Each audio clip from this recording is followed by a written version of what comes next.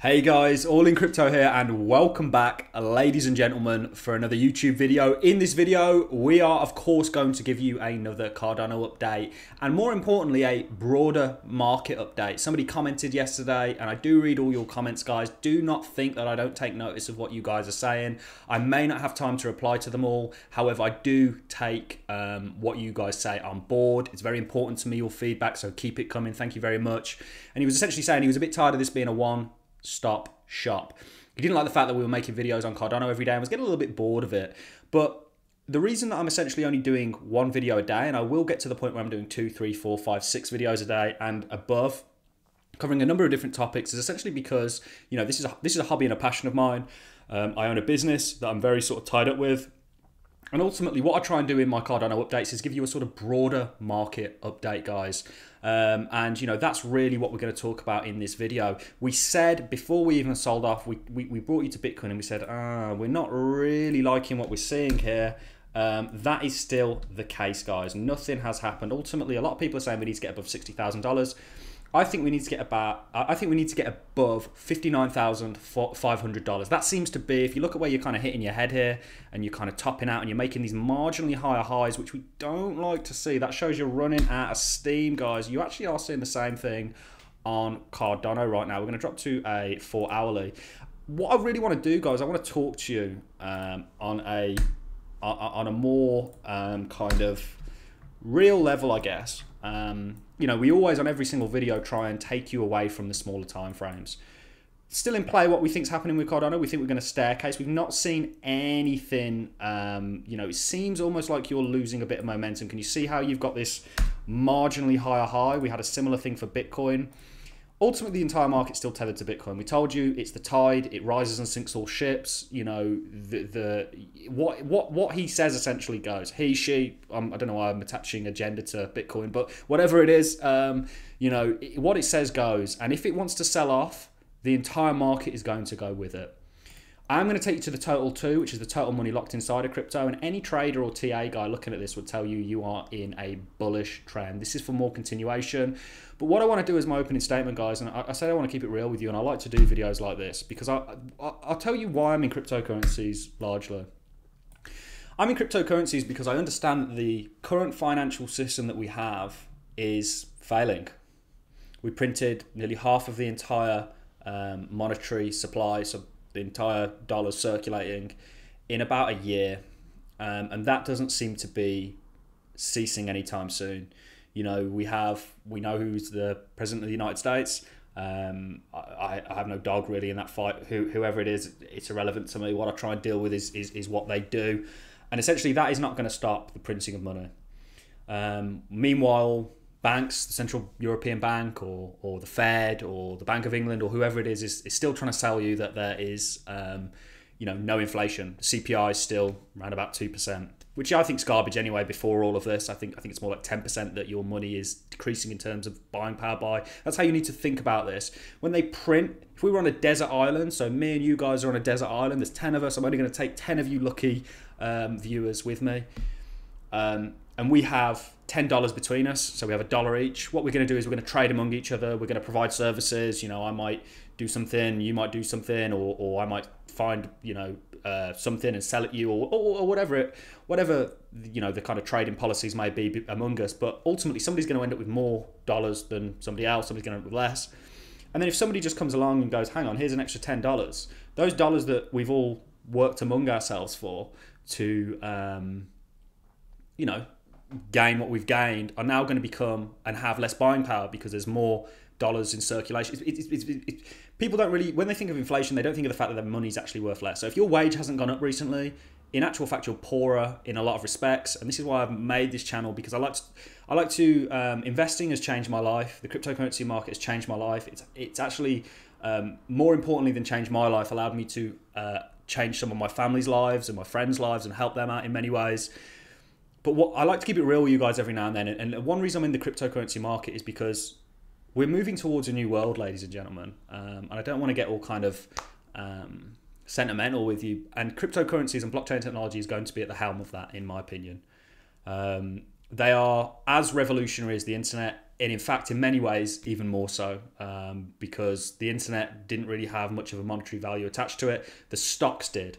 So blockchain technology is like the internet, and your Cardano, your Polkadot, your other cryptocurrencies are essentially like your websites that are worth billions of pounds or whatever it is. So that's why I'm in the cryptocurrency market, because I genuinely believe that the current financial system is failing. It's not doing the best. You know, they can do things to save it and kind of keep it afloat, but ultimately all they're going to do is kick the can down the road. Go and look into how the United States dollar was actually came into existence, and it's very, very interesting, very telling. I'm not going to go and do that research for yourself. This is a Cardano video, but what I'm essentially trying to tell you guys is that, you know, this is the new thing. And you only are at $2.4 billion. We brought up that article ages ago about, you know, how the World Economic Forum, which are constantly talking about a kind of global reset, that's, you know, now's the perfect time to implement that. It's not just Davos, it's governments around the world, it's you know, big institutions are all talking about this reset. You know, we have a chance to reset things. It's coming, and blockchain technology is going to be at the helm of that. So the reason I'm saying this is you know, $2.4 trillion, that's going to go up to, in my opinion, and I could have largely underestimated it this year, $8 to $11 trillion. It could, but exponentially, you know, we have a whole financial legacy system that isn't doing too well. One reason we see so many institutions and companies now putting Bitcoin on their balance sheets, and some of them are moving to Ethereum, and soon it'll be altcoins largely once they've kind of proved themselves, is because they understand that cash is trash. They don't want to hold it. It doesn't, other than liquidity, for liquidity purposes, it doesn't really do anything for them. And that's exactly what it really is. It's there in case you need to buy something, essentially. It's there for liquidity. Whereas something like Bitcoin, that if you took an average of it, you took all the bear markets and bull markets out of it and just averaged it out over all time, it's gone up by about 200% a year, which is very, very appealing to these companies, and is going to be very appealing to everybody. And the value proposition of Bitcoin really is that. It's a hedge against the financial system. I know this is a Cardano video, but it's important that I get messages like this out to you guys, because I feel like if you understand that, and you understand, you know, the kind of macroeconomics of everything, it will help you in your investment decisions, and it will really give you that peace of mind. Like I have, you know, I got into the market 2017.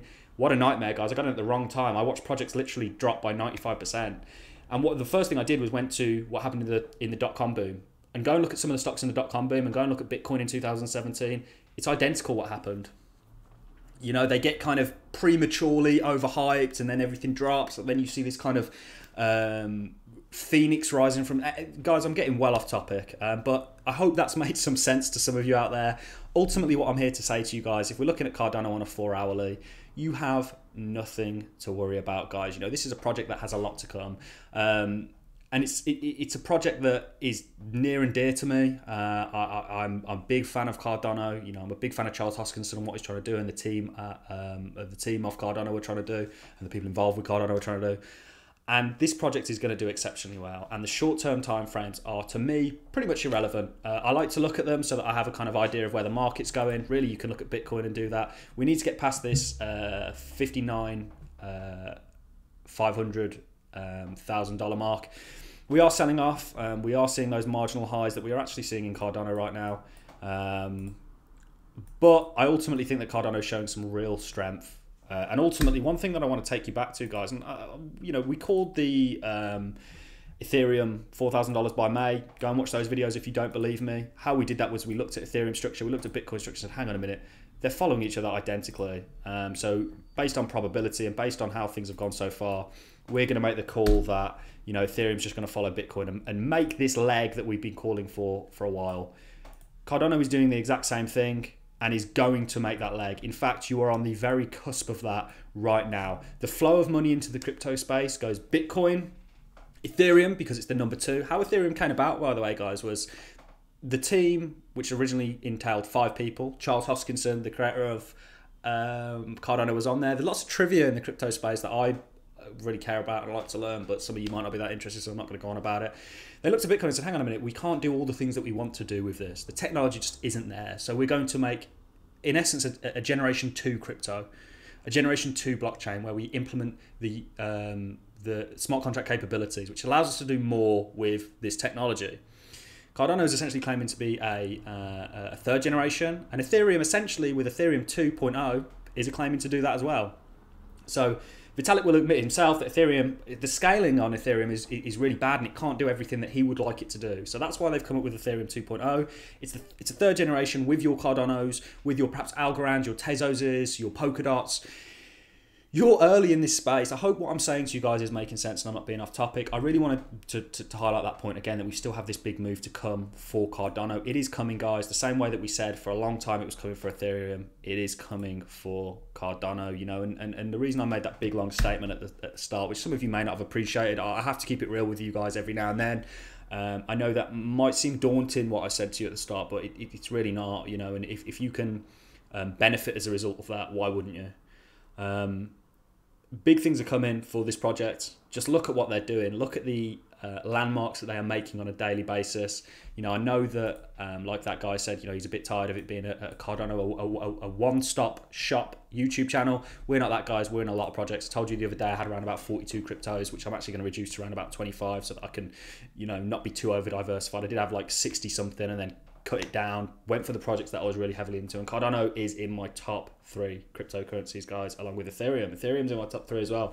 Some of you may not like, but I still think Ethereum is a fantastic project. So that's really all I have for you in this video, guys. We are selling off. It's part and parcel, guys. This is the cryptocurrency market. If we take this is the total money in the entire cryptocurrency market. You know, this is beautiful bullish continuation, in my opinion. It really is. But if we take a look at some of these dips, and we did it with Bitcoin. We've still got the, we'll take the EMAs off because I just kind of, I keep leaving the draw tool on, guys, and, you know, I'm just drawing lines everywhere. You can see, you know, we highlighted here all the dips you had in 2017. It's part and parcel. You're in an emerging market. There's going to be volatility associated with that. We are still only a $2.4 trillion market, which is a lot of money, but in the grand scheme of things, really isn't. It only takes a couple of big players to get involved to really have a big effect on this market still. That's why back in 2013, we had a 70% sell-off in the bull market. Because the liquidity just wasn't there, and, you know, it's still a small market. I don't think that's going to happen now at all.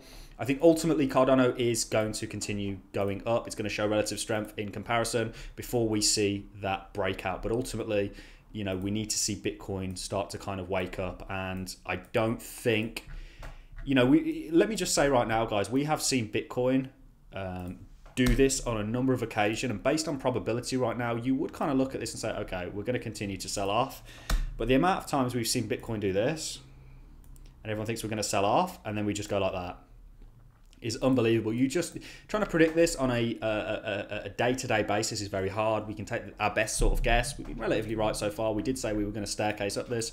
We are doing it. We need to see, guys, a pop back up above this 20 EMA, in my opinion, and we would need to see a marginally higher high at least. We don't want to come sort of, you know, bump around here. And what we don't want to do is stay under here now and get trapped below this EMA, because you are going to the downside. I will quickly take you to a weekly time frame, and I'll leave the EMA on, and I'll take us off drawing tool, which is really starting to annoy me right now. But look, it looks great. It looks fantastic. And when we mapped out the Elliott wave theory, I'll put us to a logarithmic scale. You know, we've gone over it so many times, and we think it's following. That's a 1 wave, that's a 2 wave, 3 wave. We did think we were in a 4th wave correction. We would like to have seen it go a little bit lower. But ultimately, guys, if you look at this, everything's fine. And if you remember the first point that I was on about to you guys, we're moving towards a new world. Cryptocurrencies are going to appreciate massively as a result of that, as they are going to play a fundamental role in the world we are moving towards. That's all I have for you in this video, guys. I'm going to love and leave you on that note. Hope you're all having a fantastic Wednesday, despite the market sell-off. I actually prefer days when the market's selling off, to be quite honest with you, because it's like going shopping for me. To be honest with you, I'm all in crypto. I don't suggest that everybody does that. I'm young enough to lose everything, and there is always a possibility of that, guys. I want to remind you of that. I'm young enough to lose everything and to be able to shake it off. Yeah, it would suck, but at the end of the day, I have time on my side, I believe. So that's all I have for you in this video, guys. I'm going to love and leave you on that note. If you've enjoyed the content, a like is always appreciated. So is a comment, and I'm going to look forward to seeing you all in the next YouTube video, guys. Get subscribed.